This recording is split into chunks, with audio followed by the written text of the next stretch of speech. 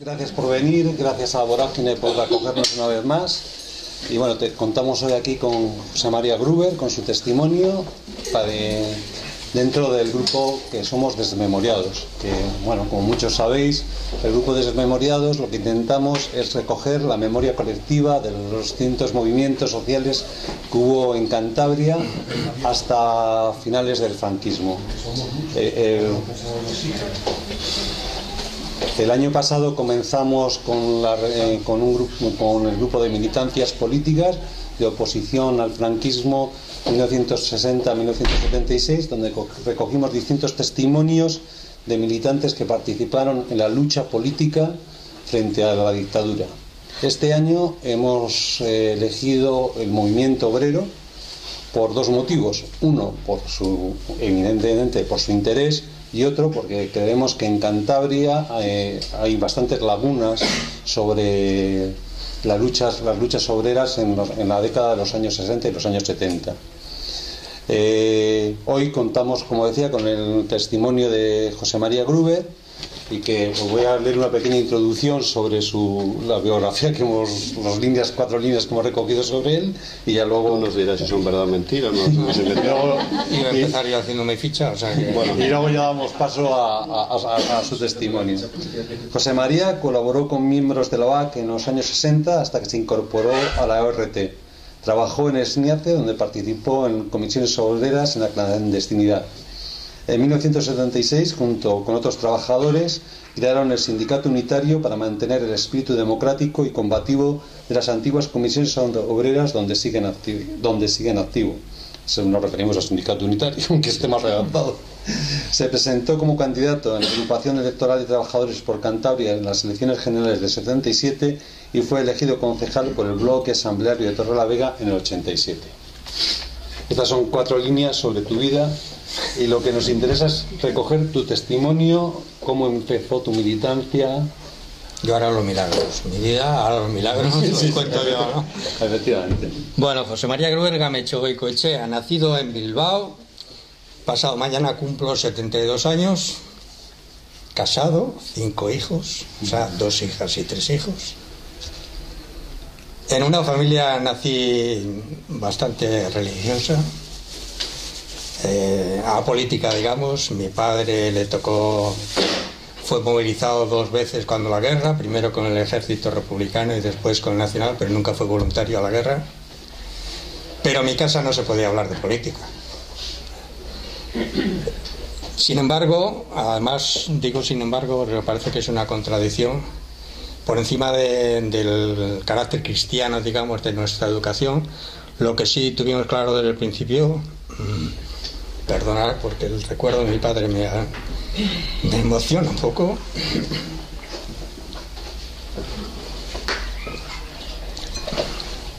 Fue el sentido de la honradez.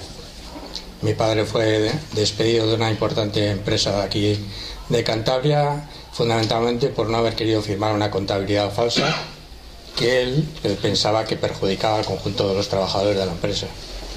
Entonces, bueno, pues en aquel tiempo, despedido mi padre, rezábamos en casa a ver si encontraba trabajo, porque seguíamos teniendo esa impronta cristiana. En ese ambiente, pues cuando llega un momento donde la juventud, uno es idealista y romántico y tal, se plantea el qué hacer, además de preocuparse por uno mismo. Y bueno, pues fruto del ambiente en que había crecido, pues decidí entrar en los jesuitas en concreto, y estuve estudiando fuertemente, porque los jesuitas, si algo tenían en otros tiempos, por lo menos era una gran preocupación por la formación intelectual, durante 6 años, de tal manera que, bueno, pues yo he llegado a examinarme de filosofía pura en latín, hablando en latín, o sea, cosa que ahora sería algo impensable. Sin embargo, aparte o al mismo tiempo de desarrollar ese sentido intelectual del estudio y de leer mucho, pues me tocó coincidir con una generación que se dio en otros ámbitos de la Iglesia también, donde los curas obreros y tal empezaron a preocuparse un poco más de la realidad que se veía en ese momento.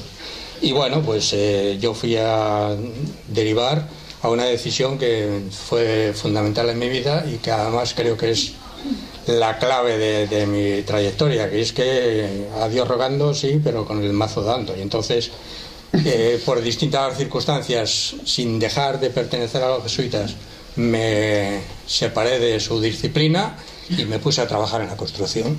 ¿De qué año hablamos, José María? Estoy hablando del año 67.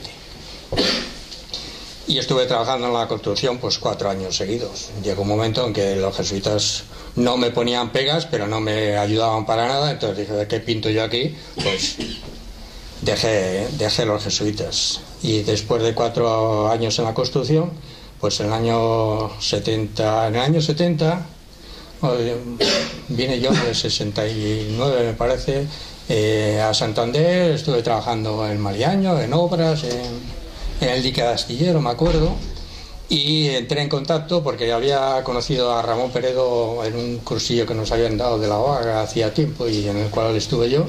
Pues contacté con Ramón Peredo, con Manolo Morante de Torrelavega, gente del movimiento obrero en aquellos tiempos muy significado y muy destacado, ¿no?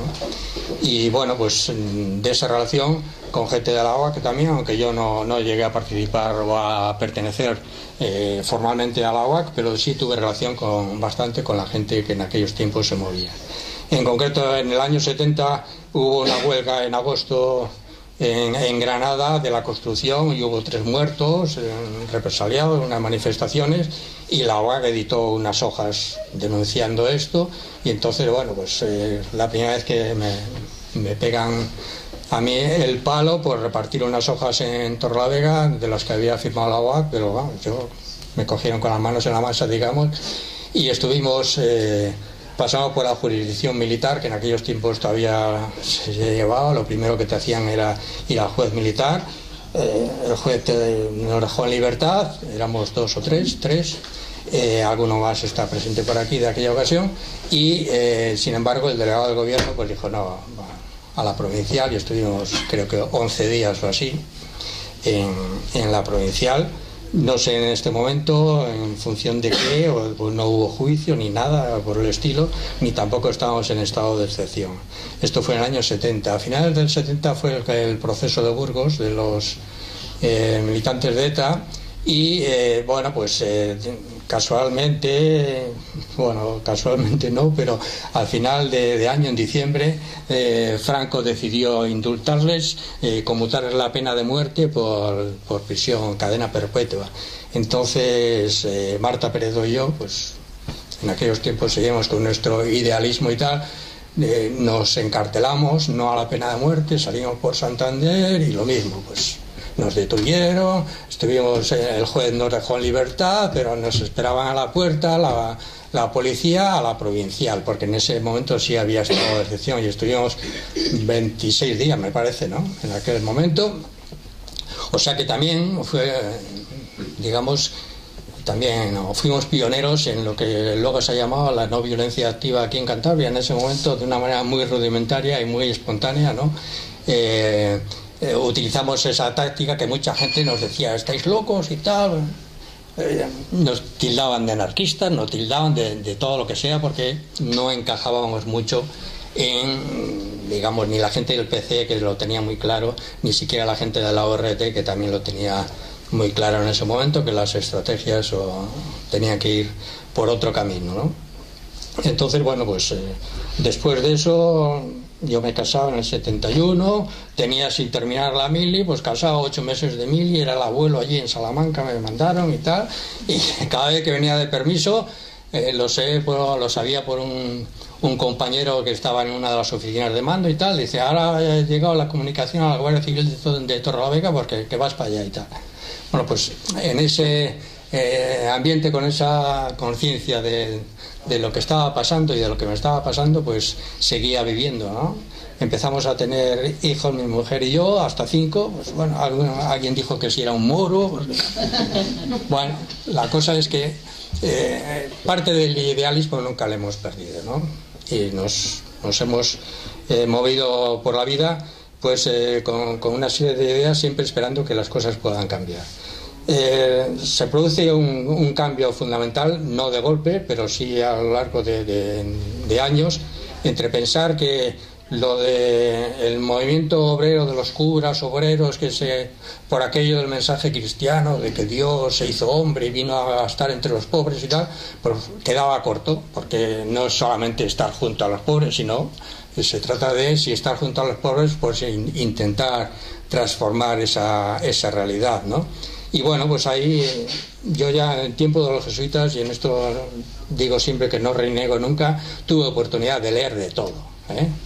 Y entonces mi primer contacto con los textos de Marx pues fueron estando todavía en los jesuitas, ¿no?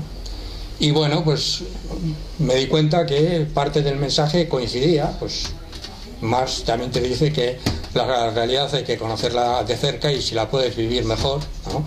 Y bueno, pues fui de alguna manera evolucionando en mi manera de ver las cosas, sobre todo dando ese paso de decir, no me basta con estar junto a los que sufren, sino que hay que intentar transformar la sociedad. Y en ese sentido pues empecé con otra gente, por supuesto, a plantear, pues, hay que organizarse, hay que sumar fuerzas, hay que en la clandestinidad o donde sea, y con todas las consecuencias, ¿no? Bueno, pues en el 72 entro en Herniace por la puerta de abajo, sin decir que había estudiado ni nada, porque me interesaba entrar de peón. Y en Herniace, pues en aquel momento el único que tenía barbas entre 3.000 trabajadores era yo. Y era el Barbas, ¿no? El Barbas. Joder, y bueno, en el 74 empezamos a movernos, después de haber demostrado que éramos un obrero más, que no íbamos allí dando lecciones a nadie. Estuvimos 2 años en silencio, pero ya llegó un momento que hubo que explotar, y entonces pues empezamos a levantar la voz y a agrupar a la gente, a hacer asambleas, y con las consecuentes represalias, porque... ¿Cuál era la situación de Herniace cuando tú entras en la fábrica?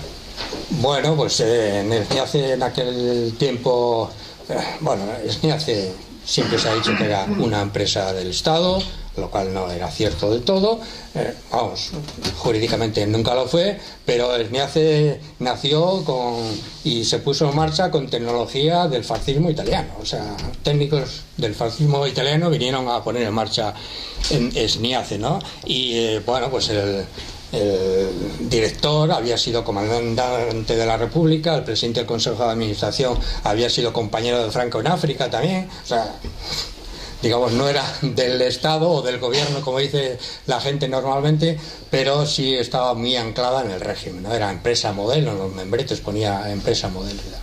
Y en aquel momento, en el 74, pues por coger unas firmas, había un jurado de empresa del sindicato vertical y tal, pues por coger unas firmas reclamando una serie de cosas, pues bueno, que también caímos otra vez en el trullo y estuvimos 4 o 5 días, porque esas cosas no se podían permitir en aquellos tiempos. ¿Cuál era el motivo de recoger las firmas? Y cuéntanos un poco cuál es la actitud del sindicato vertical, ¿no? ¿Cuál era el papel que jugaba dentro de la empresa y por qué tenéis que coger fuera del sindicato vertical, fuera del aparato del sindicato vertical, estas firmas? Bueno, el sindicato vertical era, por supuesto, era un tapón. Había un jurado de empresa allí que, en el poblado de Herniace había un miembro del jurado que cuando venía de la reunión de Madrid, la gente del barrio se enteraba porque en el Tendal aparecían mudas nuevas y tal, porque les pagaban de todo, hasta los calzoncillos, ¿no? Entonces, el sindicato vertical posiblemente no en todos los sitios era igual, pero en concreto en Herniace el jurado de empresa era un tapón, de tal manera que en el 75 se celebran las últimas elecciones del sindicato vertical y Comisiones Obreras se plantea como estrategia entrar al copo en el sindicato vertical, y en Herniace barrimos, o sea, las comisiones obreras que os presentáis a las elecciones sindicales, ¿cómo las habéis gestionado hasta este momento o cómo os habéis ido cohesionando?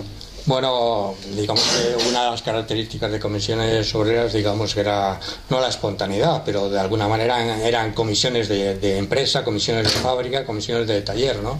Entonces la coordinación empezaba a producirse, digamos, a nivel estatal, que se creó una coordinadora general, pero digamos no hubo tiempo para que como movimiento estuviese mínimamente organizado a nivel estatal. Entonces, donde había fuerza pues era en cada empresa, fundamentalmente porque funcionábamos a nivel asambleario, se elegía una comisión en la asamblea, pues oye, hay que ir a la empresa, a la dirección y plantear esto y tal. Entonces la comisión iba y lo primero que te decían, ¿ustedes quiénes son?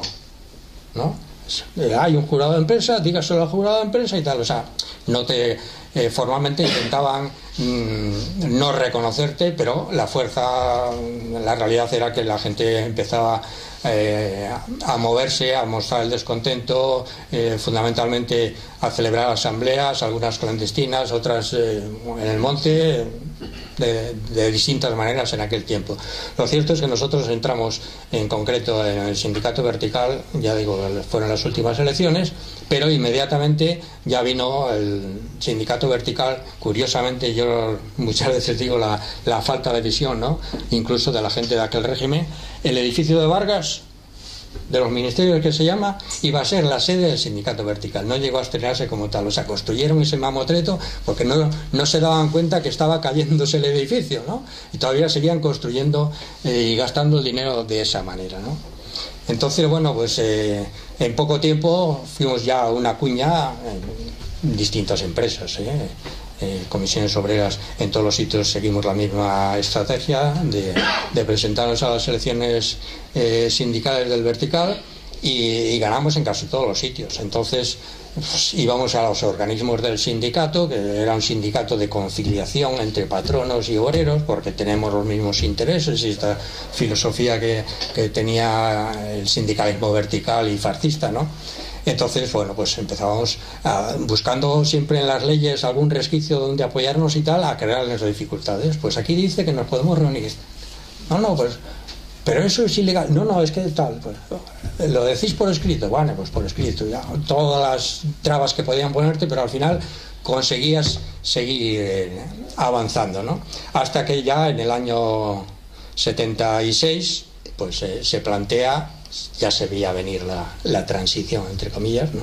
Y se plantea comisiones obreras, tener una asamblea general donde va a decidir el futuro y ahí, bueno, pues claramente, por lo menos desde nuestro punto de vista de algunos, pues veíamos que comisiones obreras iba a ser una de las monedas de cambio que se le iban a dar la legalización o el reconocimiento para la legalización del PC. O sea, quiero decir, no, la legalización del PC traía como consecuencia o aparejado el que comisiones, el movimiento abierto, asambleario y tal, se convierte en un sindicato estructurado, fácilmente burocratizable, y al mismo tiempo también, pues si llegaba el caso, manejable, ¿no?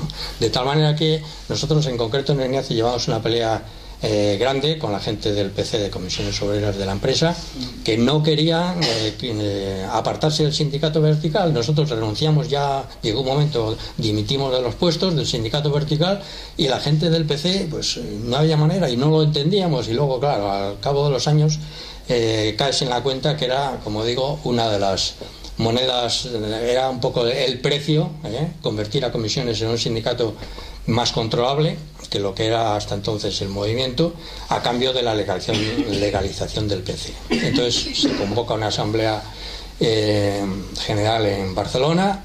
Aquí tenemos una asamblea a nivel regional de las distintas comisiones obreras. A nosotros no nos pueden quitar de ser representantes, porque en ENIACE en concreto y en textil, que era, digamos, prácticamente ENIACE era todo el textil, pues éramos indiscutidos.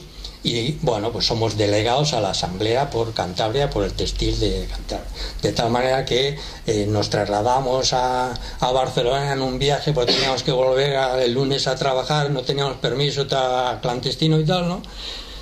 Viajando toda la noche, y cuando llegamos al punto de encuentro, pues no encontramos nada, y entonces hubo una maniobra de suspender la asamblea sin avisar a los que podíamos ser disidentes o díscolos con lo que se iba a plantear allí. Y se aplaza entonces la asamblea a septiembre, y en septiembre se decide convertir a Comisiones Obreras en un sindicato al estilo tradicional, con su ejecutiva, su secretario general, etcétera. Y bueno, pues ahí nos planteamos la necesidad de mantener el espíritu de las comisiones obreras asamblearias, y claro, estábamos viendo que tampoco, como la legalidad iba avanzando en una dirección, tampoco te podías quedar completamente al margen, y decidimos crear un sindicato que se llama Sindicato Unitario, que fuimos creándolo empresa por empresa. En concreto, en Cantabria, la primera que se creó fue en Esniace en noviembre del 76. A continuación hubo en Firestone, entonces se llamaba, de Torlavega, después en el Pequeño Metal, Construcción, y de tal manera que a finales del 76 estoy hablando, y en abril del 77 pues celebramos una asamblea general de constitución a nivel de Cantabria, y el 1 de mayo del 77, todavía no legalizados los sindicatos, celebramos en Madrid un congreso general del Sindicato Unitario. Lógicamente esto espontáneamente no se produce, y la coordinación tampoco tenía que haber alguien detrás, y lógicamente estaba la ORT, la que impulsaba, digamos, esta respuesta a la línea oficial que había adoptado Comisiones Obreras.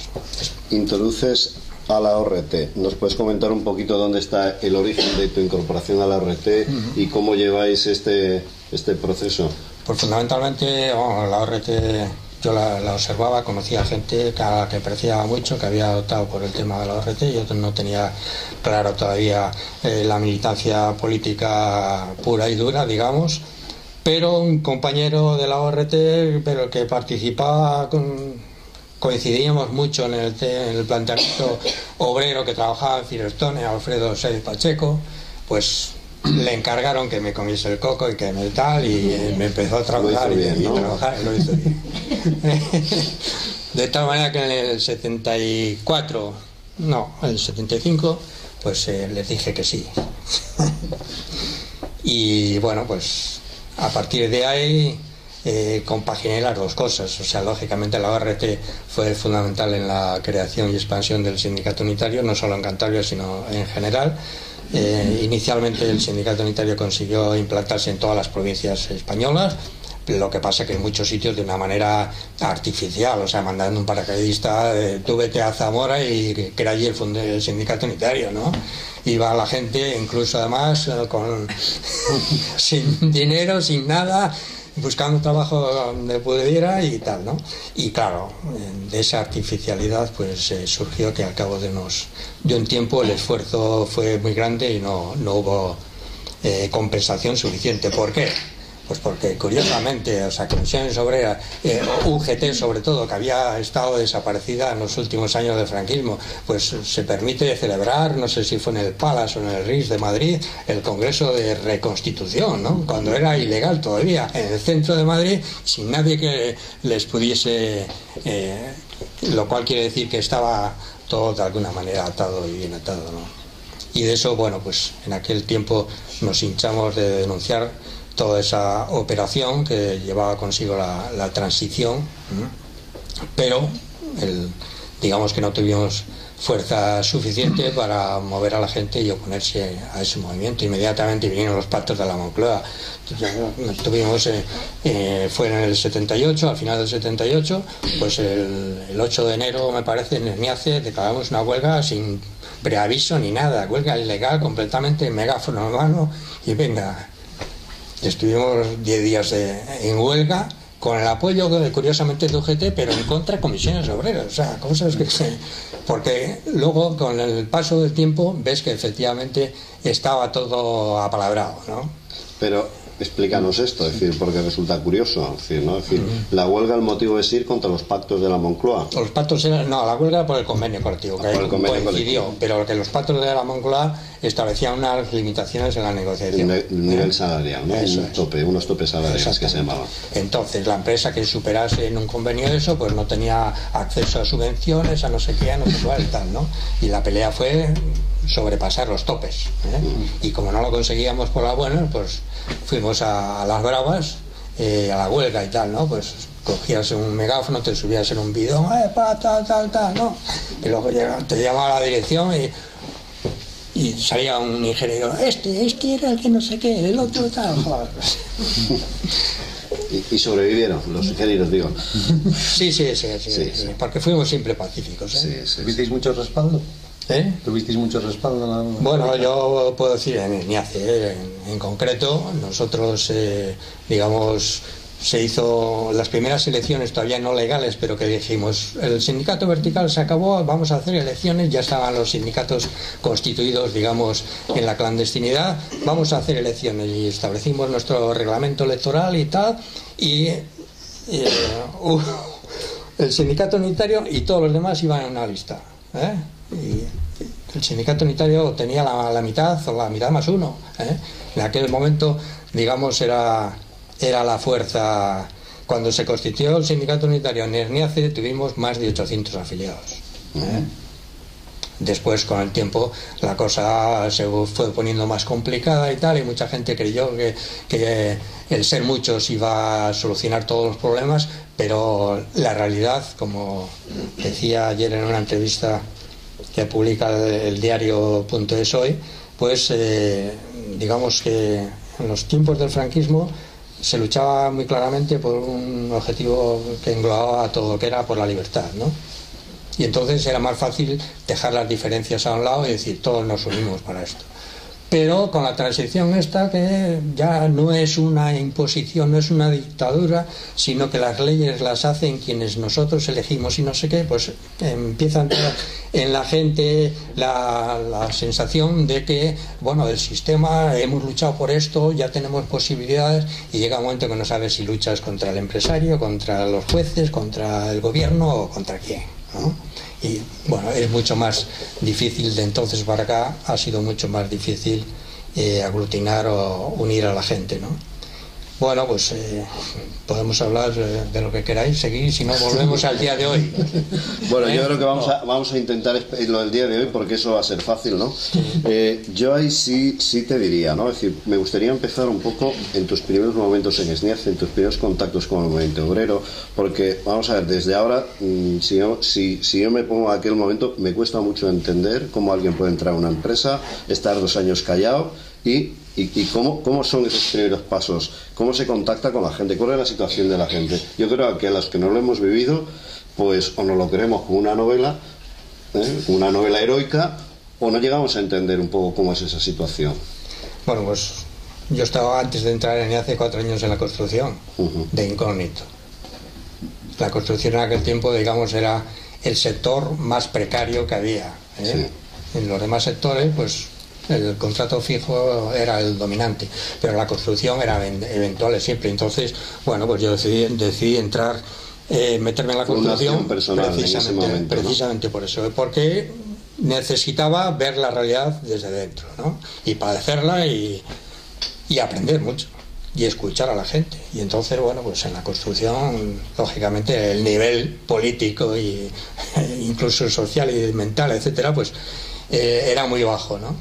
Pero era necesario pasar por ahí y saber por qué la gente o cómo sobrevivía, o por qué era insolidario con el compañero, las dificultades que te plantea la situación laboral, etcétera, ¿no? ¿Y qué conclusiones sacaste de esa experiencia, de ese estudio participativo o de esa vivencia, ¿no? Que es lo que se decía entonces? Bien, pues yo les decía a compañeros míos de los jesuitas que empezaron conmigo y tal, nos hemos encontrado a cabo del tiempo, es que mira, algunos os acercasteis a esa realidad como periodistas, o sea, llegáis allí, aprendéis, veis, ya tomáis nota y tal, y luego os marcháis y contáis al mundo lo mal que están los pobres trabajadores del tal, ¿no? Pero claro, eso no es vivir el problema, ¿no? Es ser un reportero de una realidad que en realidad no es la tuya, ¿no? Entonces, digamos, mi principal experiencia es decir que si no vives la realidad en concreto directamente y te afecta y tal, es difícil que la acabes comprendiendo. Bueno, pues quizá tuve, yo no sé si parsimonia o qué, para decir pasar 4 años aprendiendo, ¿eh? Bueno, pues para otros sería mucho tiempo. Y en el MIACE yo me acuerdo luego compañeros que tenía cerca y tal, pero que me comentaban al cabo del tiempo y dicen, oh, yo te vi a ti y tal, el Barbas ahí, porque además físicamente eso yo me intento, ¿eh? Pero el trabajo físico le he afrontado como he podido siempre, y además a veces en situaciones bastante duras, pero bueno, con un poco de cabeza pues también aprendes esto, ¿no? Y entonces los compañeros decían, pero este hombre habla poco, pero siempre que dice algo que no sé qué y tal, eso que me decían a mí luego los compañeros, ¿no? Y me parecía que era fundamental pasar por esa fase. Así que el momento que dije, y además dije no como una decisión personal, sino con los que de fuera del MIACE, incluso alguno dentro, yo tendría relación y tal, pues ha llegado el momento de levantar la voz y entonces pues, se daba el caso que en el 74 el jurado de empresa estaba a punto de vender la antigüedad, que era un concepto salarial muy importante para el SNIACE, y entonces la gente empezó a ponerse nerviosa y tal, que esto no lo van a quitar, que no sé qué y tal, y entonces solución que se nos planteó, pues un laudo arbitral, ¿no? Y me acuerdo que estábamos en una concentración allí todos apretujados y eso, y empezaba la gente, laudo, y creía que el laudo era mi nombre.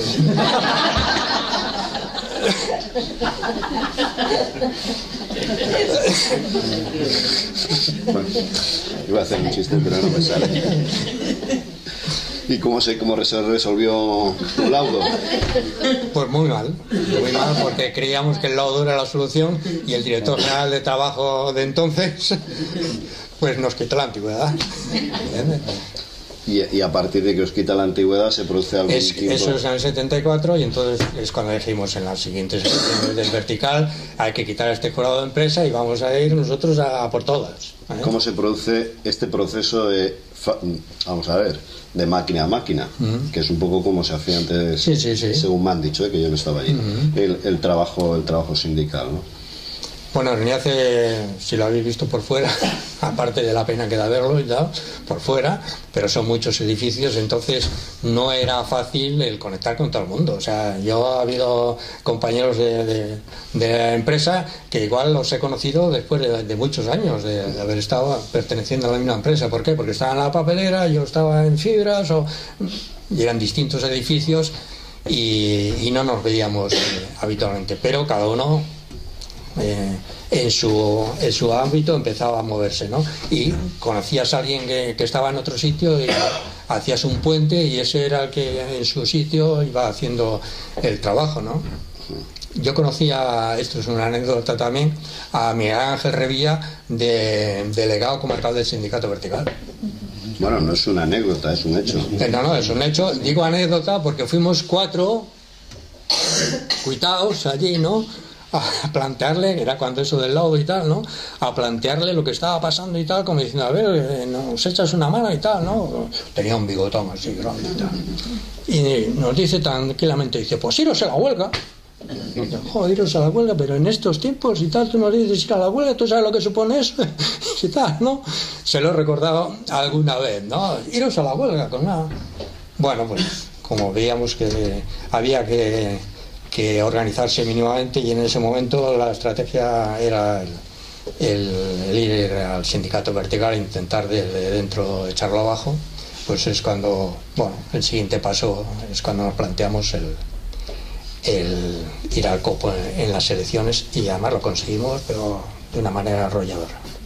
¿Qué papel juega en este momento, por un lado, la ORT, y me imagino que por otro el PC, y no sé si hay alguna organización más política en la vinculación con el movimiento obrero?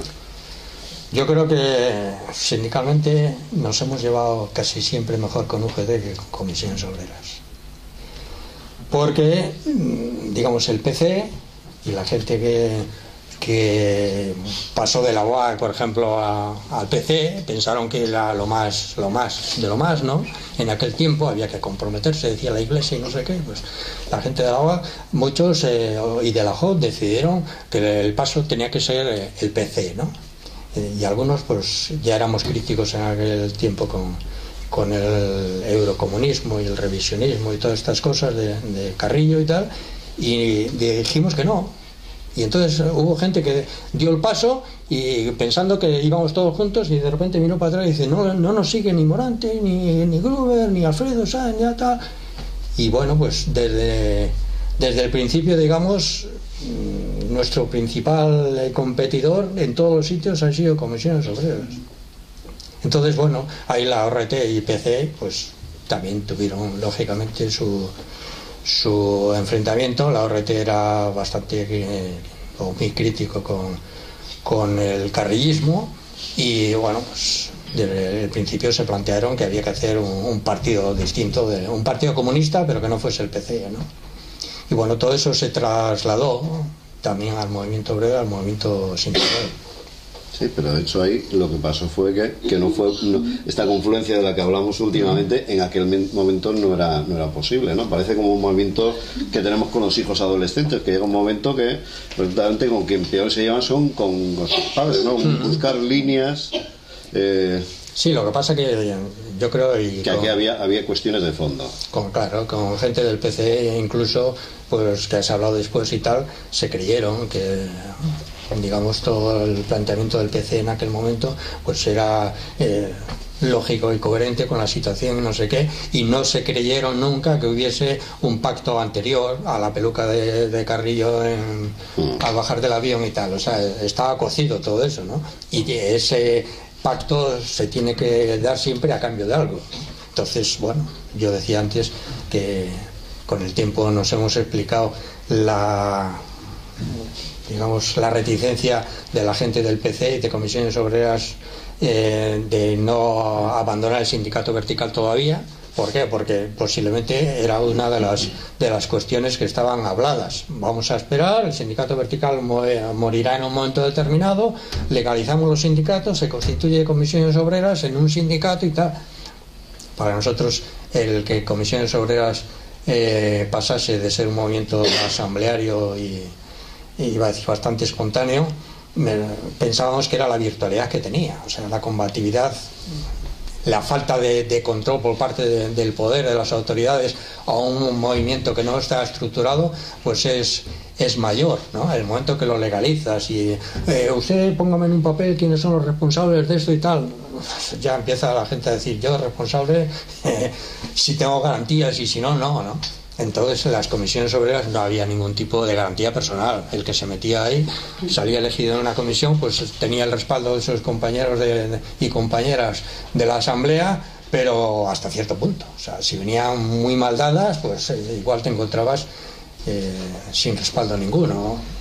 Era, digamos, más arriesgado personalmente, pero al mismo tiempo tenía la virtualidad de que era más difícil de controlar por las autoridades y por el poder, ¿no? ¿Y el sindicato unitario seguisteis manteniendo siempre esa estructura asamblearia? No, nos dotamos, aunque en los estatutos figura un secretario general y no sé qué, llevamos como, bueno, no sé, 30 años sin secretario general. O sea, no se borró los estatutos, pero hubo que hacerlo en aquel momento porque para entrar por la ley de libertad sindical te exigían un modelo de estatuto, ¿no? Pero sí hemos funcionado en todos los sitios asambleariamente. Las secciones sindicales de una empresa para nosotros son autónomas, o sea, tienen todo el poder de decisión, salvo que se les ocurra firmar algo a espaldas de sus compañeros. Entonces los desautorizamos o los echamos del sindicato, ¿eh? Pero hemos respetado siempre esa autonomía de los afectados directamente, porque además no tiene sentido, aunque se hable a veces de un interés general, ¿no?, que los afectados son los que mejor vean el problema y en todo caso son los que van a adoptar las medidas para buscar la solución, y se van a comprometer ellos. No puede venir nadie de fuera a decir, mira, no hagas eso porque no es conveniente, porque lo otro, porque... Yo hay dos cosas que quería introducir. Quizá la primera, es decir, hemos hablado de SNIACE, ¿no? Entonces, el papel de tu experiencia, del papel de SNIACE y el papel del sindicato unitario en lo que es la comarca del Besaya, ¿no? Que yo creo que tiene una serie de características, al menos vistas desde Santander, ¿no? Tiene una serie de características que son peculiares.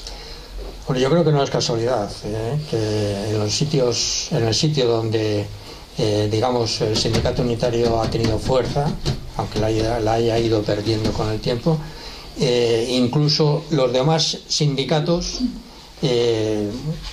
han adoptado otro tipo de posturas. Nosotros igual hemos sido demasiado radicales. Nuestro eslogan de fundación era no al pacto social, lo teníamos muy claro, o sea, no íbamos a firmar nunca la paz social, ni por un mes ni por 2 años, ¿vale? Llegaríamos a un convenio después de negociar mucho, de presionar, de tira y afloja, pero lo que firmábamos allí, si no lo cumplía la empresa, estaba claro que nos íbamos a rebelar, ¿no? Entonces, bueno, pues curiosamente o no, o coincidiendo, o casualidad, o con lo que sea, hemos visto en empresas donde no ha habido ese, digamos, embrión de respuesta, de rebeldía o de oponerse a las componendas, ¿no? Donde se han cometido muchas, iba a decir, atrocidades desde el punto de vista del movimiento obrero, yo lo creo. Sin embargo, pues en aquellos otros sitios donde había una voz discordante que no seguía, pues incluso los sindicatos mayoritarios se han tentado más la ropa, ¿no? La teoría de los contrapesos. Sí, y entonces, bueno, no es casualidad que en Torrelavega, por ejemplo, ahora mismo está en el debate el tema de las candidaturas, las elecciones y no sé qué, pues ha habido unos cuantos intentos de candidaturas independientes que han partido de los barrios. Es cierto que la primera vez a las municipales nos presentamos como ORT, pero después, la siguiente vez, algo que era premonitorio, pero era en el año 83, ¿no? Hicimos una agrupación de electores que se llamaba Izquierda para el Futuro, a los que vienen ahora dando y tal, era Izquierda para el Futuro, porque ya éramos críticos con muchas de las cosas que estaba haciendo la izquierda tradicionalmente, ¿no? Y luego después vino el bloque asambleario de Torrelavega, ¿no? Un poco en la misma línea, ¿no?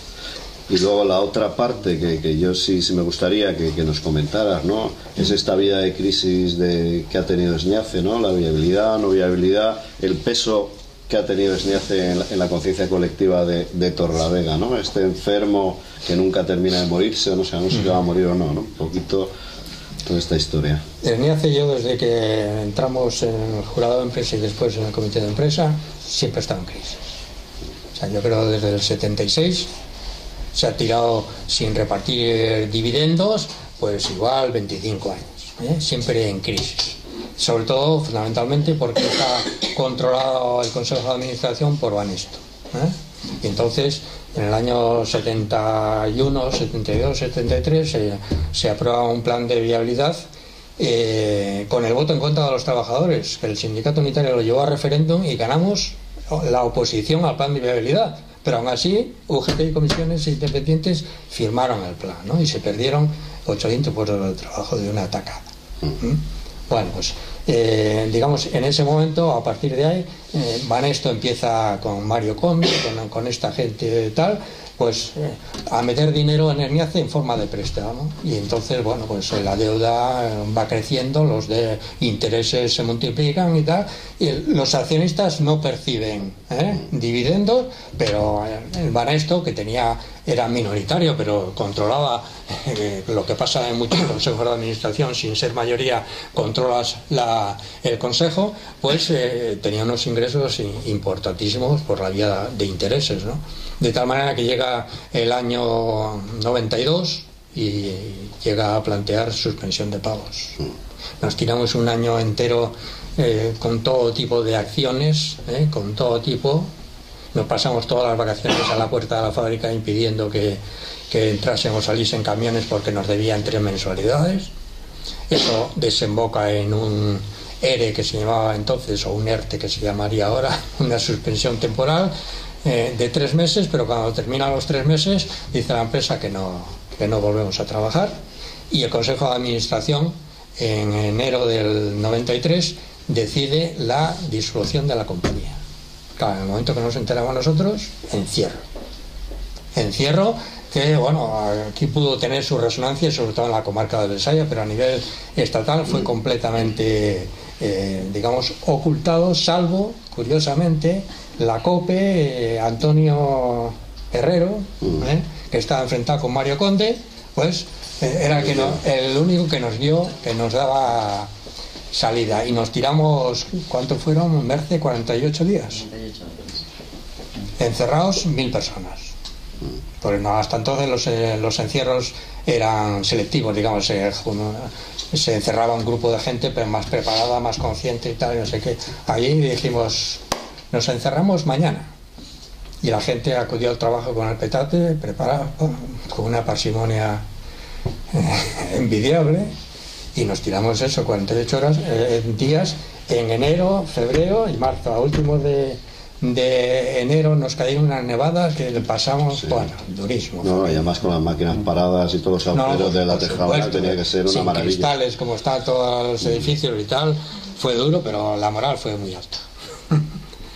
Curiosamente, y es coincidencia, yo tengo que decir, porque desde el primer momento Comisiones Obreras estuvo en contra del encierro.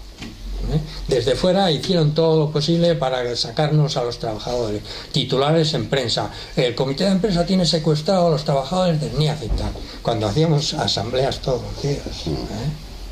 Y bueno, en un encierro tan largo es una experiencia muy ilustrativa, porque la primera semana dice, bueno, estamos todos aquí, Estados Unidos y no sé qué, puta madre.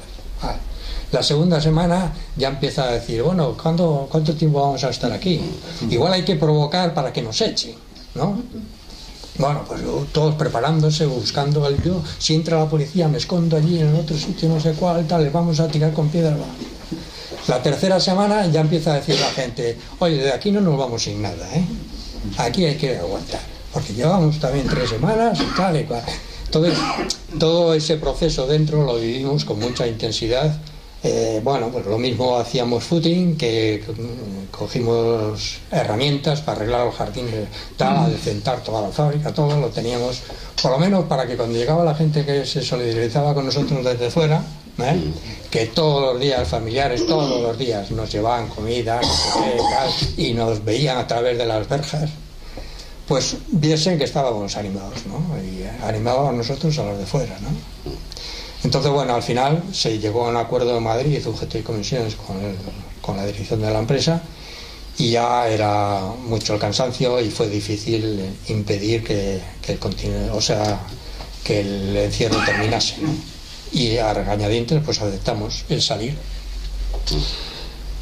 Teóricamente pues habíamos conseguido que se reabriese la fábrica. Primero fuimos a otro ERE de 6 meses, una de las condiciones, y luego empezó a abrirse gradualmente una fábrica, la otra, la de más allá y tal, poco a poco, ¿no?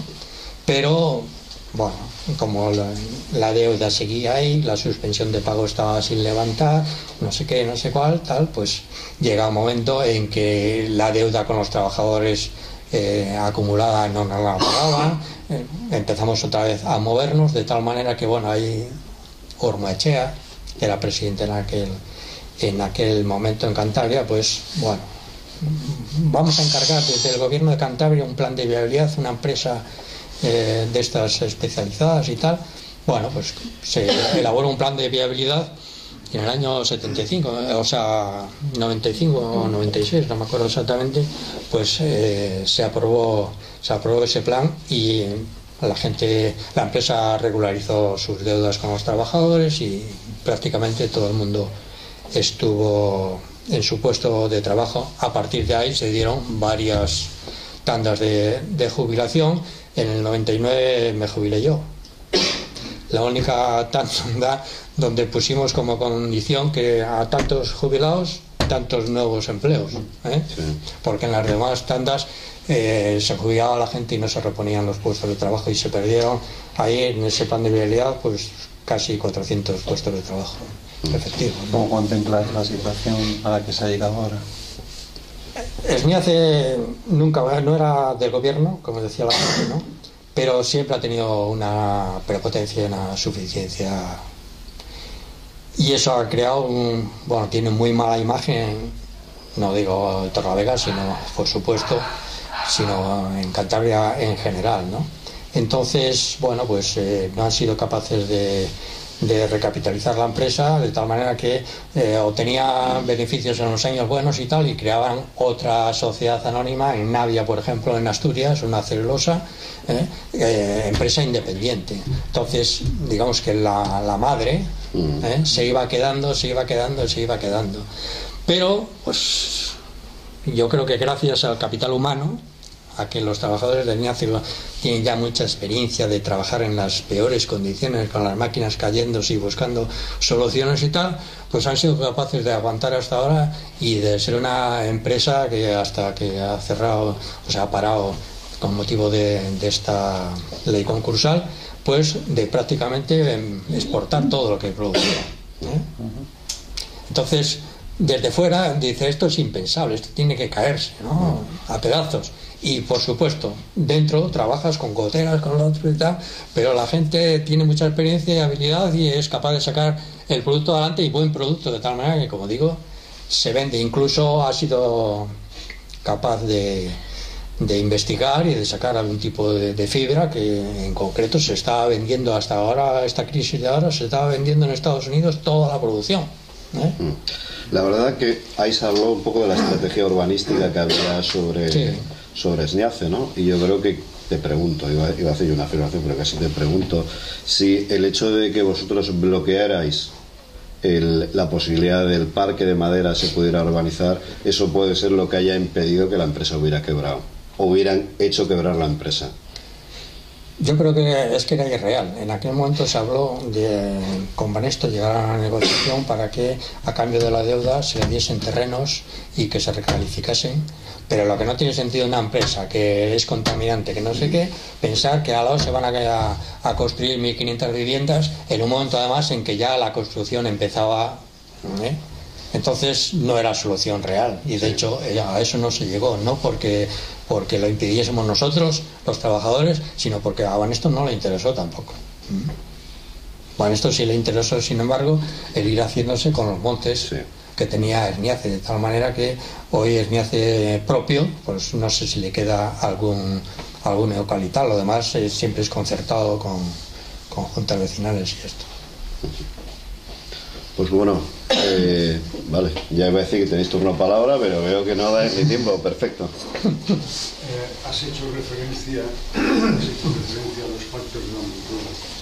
Me gustaría que pudieras ampliar un poco cómo visteis desde la óptica de la Vega lo que fue el Estatuto del Trabajador, lo que da origen después, bueno, pues al continuo evolución o denominémoslo de otra forma, y poder ver cómo se puede llegar desde ser un representante sindical o dos o tres a ser secretario del Consejo de Administración.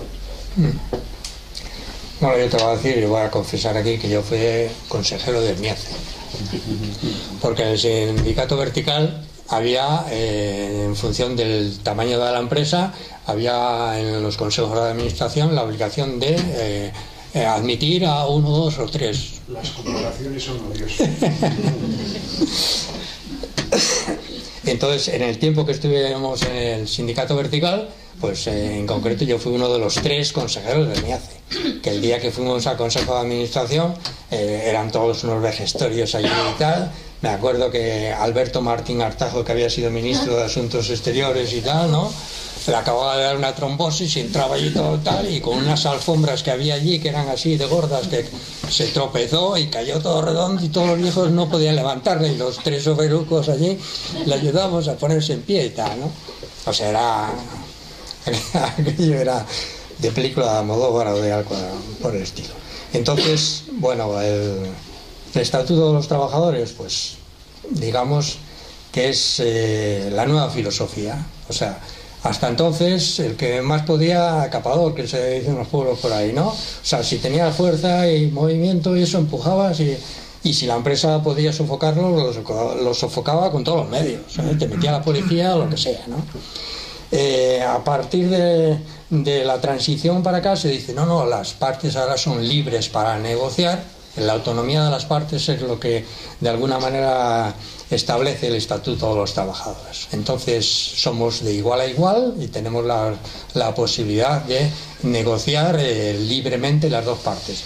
Esto, que es un concepto que el liberalismo ha defendido desde los tiempos de Adam Smith, pues con mucho retraso llegó aquí y se plasmó en el Estatuto de los Trabajadores. Antes del Estatuto de los Trabajadores, que fue creo que en el 80, cuando se aprobó, ya hubo, después de los pactos de la Moncloa, hubo el primer AMI, creo que se llamó, acuerdo que firmó la UGT con la patronal, con la COE. Después ha habido varios acuerdos de los dos sindicatos con la patronal, con el gobierno en algunos casos. Lo de la reforma laboral no es un invento de Rajoy, o sea, reformas laborales desde el Estatuto de los Trabajadores para acá ha habido 8 o 10, y casi todas con el acuerdo de los dos grandes sindicatos. Entonces, tampoco nos vengan ahora diciendo, por supuesto, que hay que quitar de en medio al PP, ¿no? Pero la experiencia que tenemos de gobiernos socialistas, cuando nosotros nos encerramos en el NIACE en el 93, estaba gobernando el Partido Socialista, ¿no? Y tardamos 15 días, llevábamos encerrados ya, para conseguir que el alcalde de Torrelavega, que era socialista, gestionase una entrevista con el director general de trabajo. 15 días llevábamos encerrados ya, y todo fue remolonear, o sea, no querían.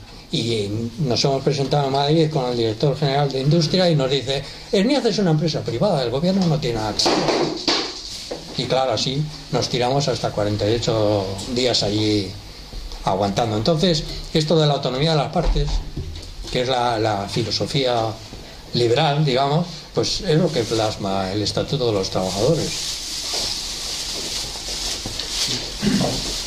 Yo con muchísimo respeto con todo y con mucha admiración personal, porque aunque no nos conocemos, tu nombre evidentemente aquí suena, y muchas de las cosas, no sé si todas buenas, pero muchas de las cosas que pueden pasar en Torrelavega distintas al resto de Cantabria, seguramente que se relacionan con unas cuantas personas, entre ellas tú, que han hecho cosas, digamos, que distintas.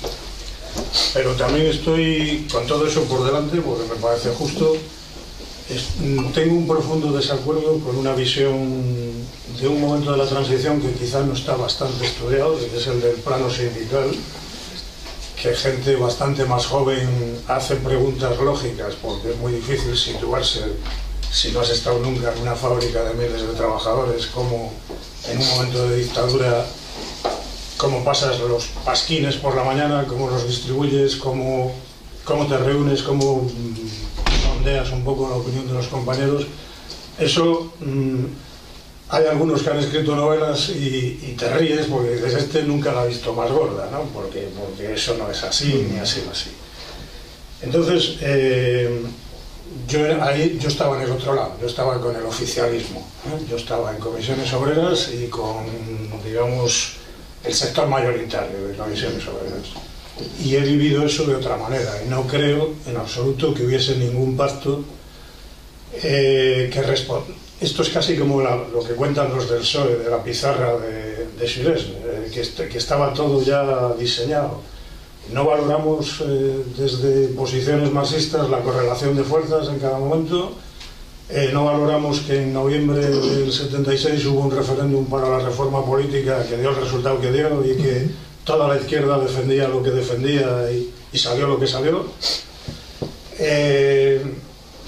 En comisiones obreras, en la empresa que trabajaba yo, barrimos también en las elecciones sindicales del 75, muy abiertamente, se ocupó el sindicato provincial muy abiertamente, y quien frustró aquella posible unidad sindical, digamos que fue el oro de Bonn, no el de Moscú, sino el de Bonn, porque la UGT se desmarcó, iban a lo suyo, y dentro de comisiones obreras y dentro del sector mayoritario de comisiones obreras hubo miles de tensiones y muy fuertes defendiendo la posibilidad de un sindicalismo unitario y que había que mantenerse.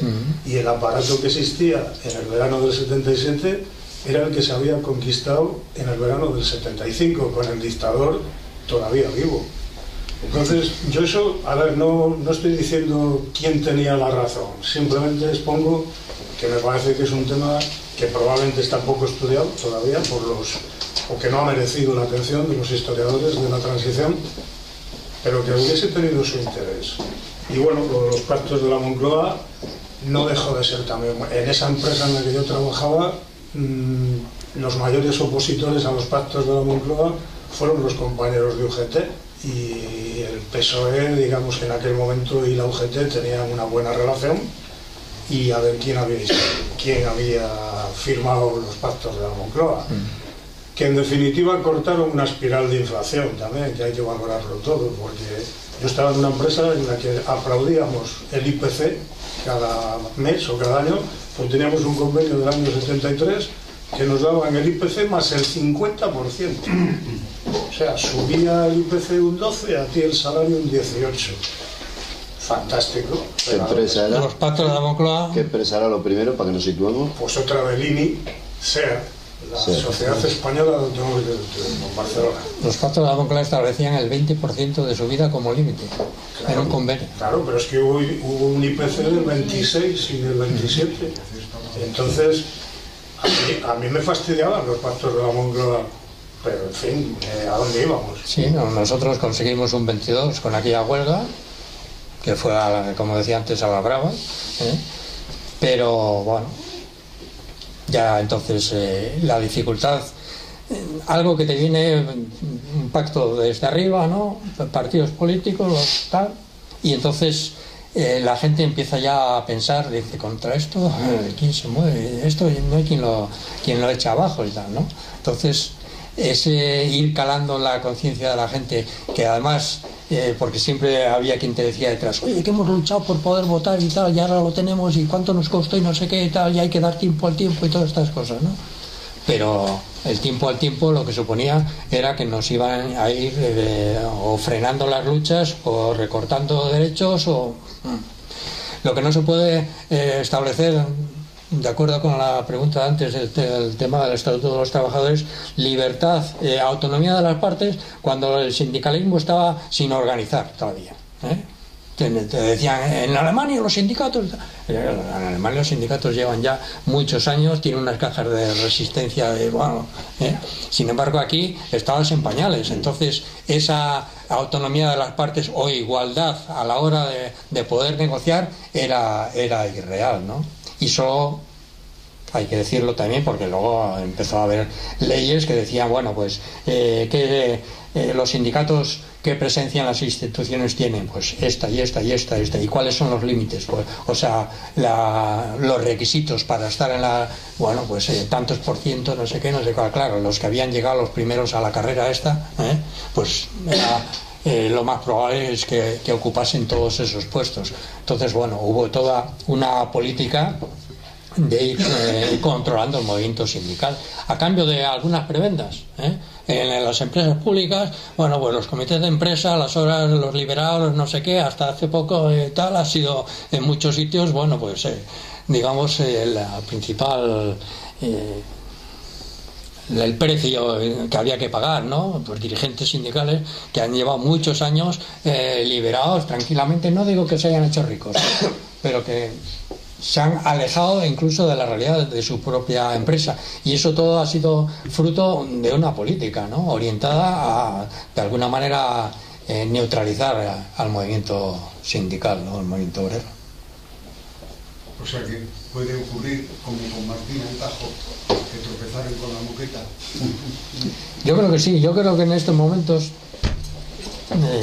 estoy repitiendo una frase que, como alguien me ha dicho que está muy lograda, la repito mucho, y es ante el panorama que se está presentando de las elecciones y tal y cual, digo, hay que dar una oportunidad al caos. O sea, lo que no podemos es seguir con esta estabilidad y esas cosas, decir esto no se puede mover, esto no hay quien lo mueva y tal y tal. No, pues si se sale mal, no importa. De ahí saldrá algo nuevo y distinto y tal.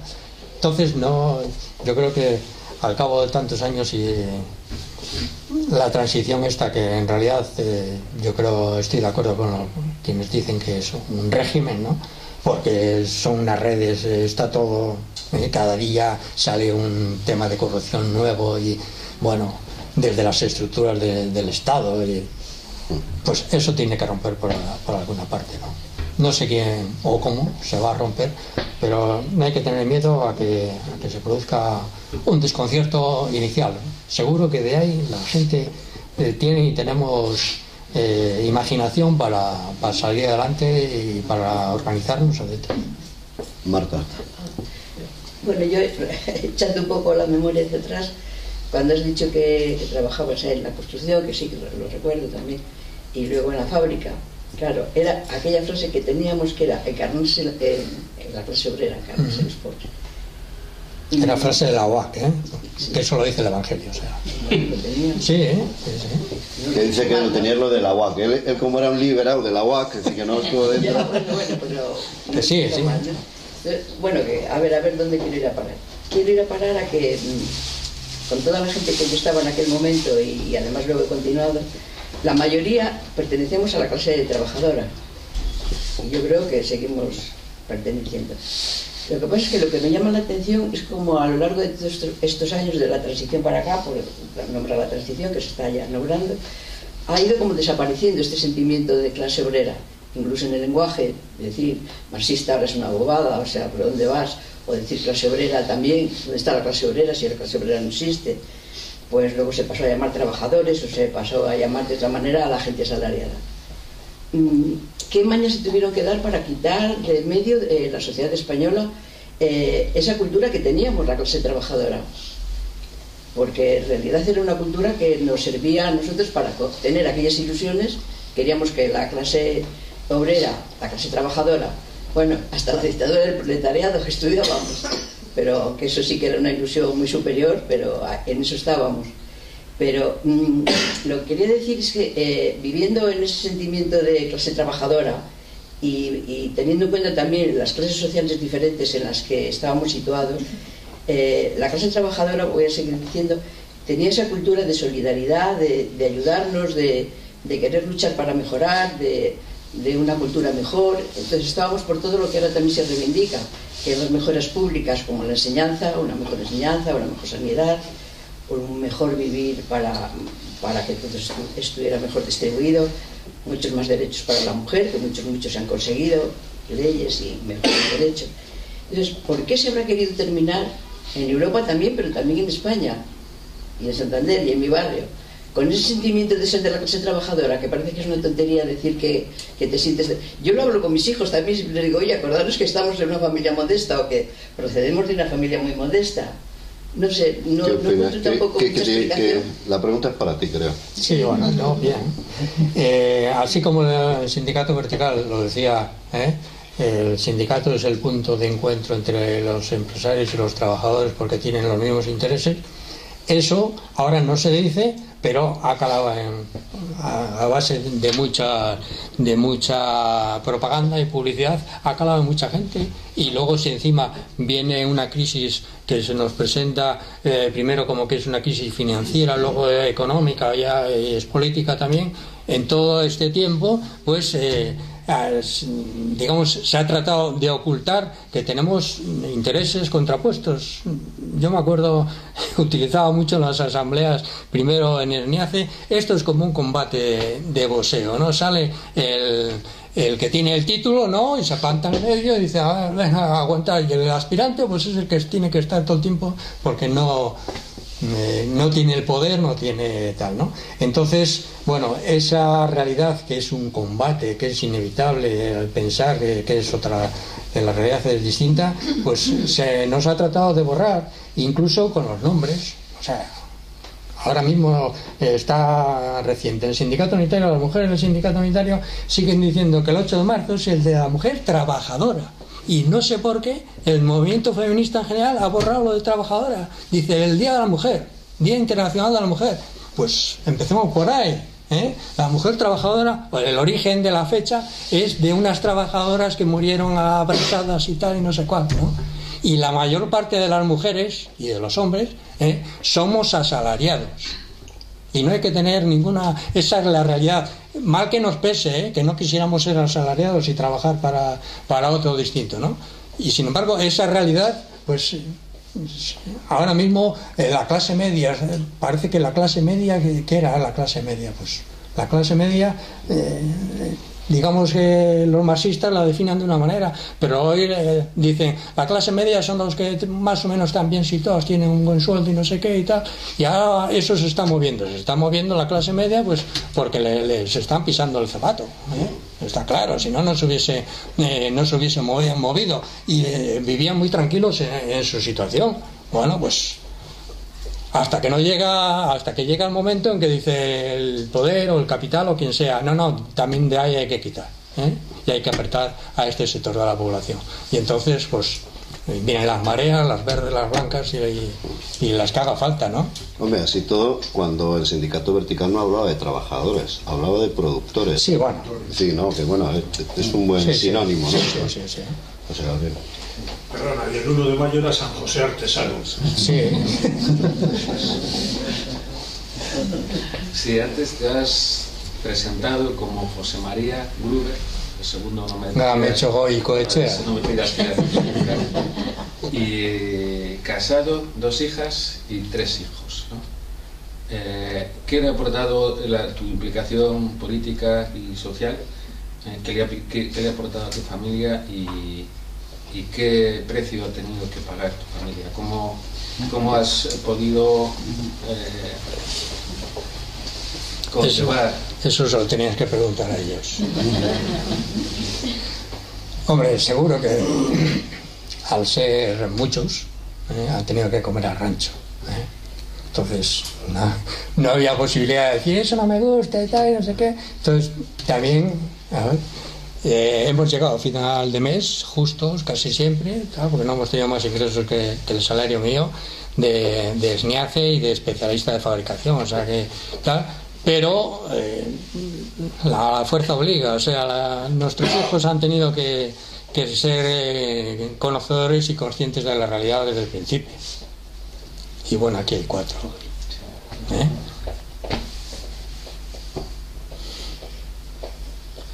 Bien, llegado a este consenso, ¿no? Sí, estamos en esta fase de transición hacia nuestras casas. Bueno, pues... Espera, nos toca una pregunta. Hostia. Nos toca la última, ¿sí? Claro, todos los que habéis pasado por aquí, nos gusta conocer vuestra opinión y vuestra conclusión.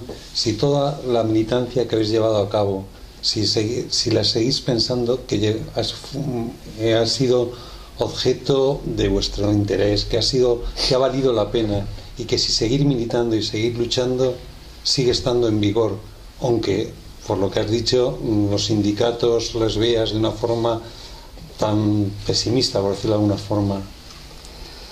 Yo he dicho siempre a mis compañeros y compañeras de sindicato y de SNIACE y tal, que yo he estado donde he estado porque me ha empujado la gente. Pero al mismo tiempo tengo que reconocerles que me ha enriquecido muchísimo. Y a mis hijos y a otra gente, y cuando dice, es que no se puede hacer nada, es que tal y no sé qué, digo, mira, por lo menos que no te tomen por tonto. El sentido crítico hay que mantenerle en las peores condiciones si es inevitable, pero por lo menos intentar tener las ideas claras y estar escuchando y que no te tomen por tonto, y para eso pues hay que ser consciente, y se llega a ser consciente de las cosas cuando se habla con otra gente, y se comenta. Uno solo puede aprender o aclararse en algunas cosas, pero lo fundamental es el debatir, el tener reuniones como esta o como otras donde entre todos podamos intercambiar. Entonces, ¿cómo no me va a haber valido la pena? Está claro. Estoy jubilado, decididamente o definitivamente dije no tengo ningún cargo en el sindicato unitario, porque que quieras que no, acaba siendo un tapón para que otra gente coja el relevo, pero por supuesto que estoy a su disposición para cualquier cosa que pueda ayudarles, y luego voy por libre. Ahora mismo me estoy dedicando a profundizar en el marxismo, que para mí me parece que es fundamental, por ejemplo, y al mismo tiempo me estoy permitiendo, pues con mi independencia y tal, escribir cosas y bueno, poner nombres a unos y a otros, o criticar, o lo que haga falta. Sé que es lo último, pero me permito ser muy positiva contando una anécdota que fue realmente emotiva. Creo que fue en el año 93 cuando estabais encerrados en SNIACE, ¿no? Sí. Hubo una organización a que el Frente Polisario le pidió que colaborase con los campamentos de refugiados y con la causa saharaui. Y esto vino a ocurrir justamente alrededor del año 93. se movilizó bastante y salió la primera caravana, creo recordar, de camiones, un camión de Torlavega, y sí, productos alimenticios para el Sáhara. Iban desde aquí hasta Argelia y allí embarcaban. En esa organización, curiosamente, bueno, curiosamente no, acertadamente y lógicamente nos planteamos, ¿cómo vamos a hacer campaña de esto estando SNIACE como está ahí encerrada? ¿Cómo se va a entender que, mira, se trabaja fuera de nuestro entorno, fuera de España incluso, cuando aquí mira lo que está pasando? Y fue realmente interesante, y me parece que como experiencia yo creo que sí que hay que comentarlo, que esa organización habló en ese momento con la gente que estaba encerrada en SNIACE para contarle esto y decir de qué manera se podía hacer públicamente que la caravana marchaba, pero como un símbolo de que la clase trabajadora era internacional y se solidarizaba también, aunque era un problema en ese momento también por la vena, que se solidarizaba con todas las causas trabajadoras y con las causas de los refugiados. Desde ahí estuvisteis totalmente de acuerdo y se llegó a un planteamiento realmente emocionante, porque yo vi gente llorando. Se llegó a la conclusión de que la caravana, en lugar de salir de Santander, saliese precisamente de las tapias de SNIACE. Sí. Hubo infinidad de gente concentrada y fue impresionante como toda la gente de SNIACE, que en ese momento estaba encerrada, desde dentro, de subidas a las tapias, despidieron la marcha de la caravana. Era además de noche, porque debió de salir como a las 7 o algo así, o las 8 de la tarde, que marchaban hacia Alicante y de allí embarcaban para Orán. Y fue algo que se entendió perfectamente, que los trabajadores de SNIACE, que la clase trabajadora se solidarizaba también con todo lo que significaba las luchas trabajadoras y las luchas de refugiados y demás. Fue muy interesante. No voy a decir bonito porque no era bonito, era emocionante y muy interesante. Pues bueno, gracias Imelda por ponernos el broche final, ¿no? Y bueno, desde aquí Gruber, gracias. José María Gruber, hablo el personaje, hablo la persona, ¿no?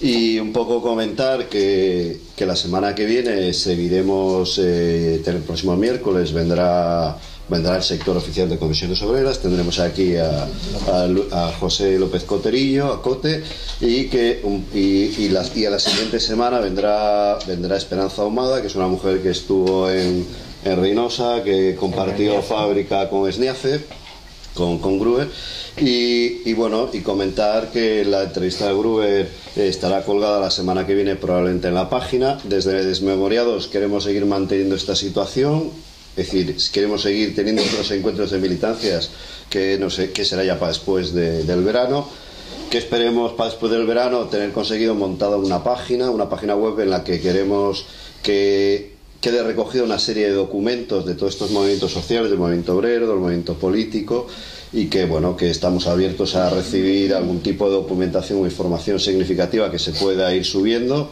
Solo nos interesa la parte digital, con lo cual la escaneamos y lo devolvemos, y esperemos que antes de final de año podamos presentar la página, que se pretende ser una base de datos abierta en internet para la consulta y para la investigación y para lo que queráis.